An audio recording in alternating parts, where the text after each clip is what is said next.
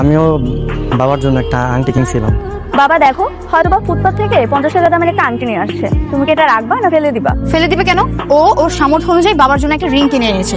তোমাদের সবার রিং যদি বাবা আলমারিতে রাখে, ওটাও রাখবে। তো গোলাম দাও, আমাকে একটু দেখতে দাও না বন্ধু। আচ্ছা ঠিক আছে দাও। আরে এটা তো নকল। কি নকল? আচ্ছা এটা দেখি।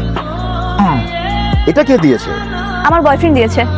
ও আচ্ছা আচ্ছা, শিট, এটা তো আরো নকল, গুলিস্তানের মাল। শিট। আচ্ছা এবার এটা একটু দেখি।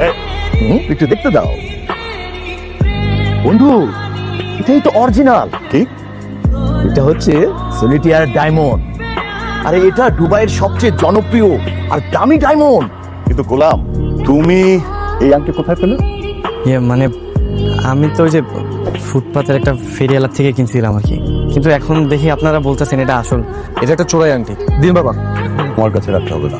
এই আংটি আমার কাছেই থাকবে, আলমারিতে না, আমার হাতে। গোলাম, থ্যাংক ইউ।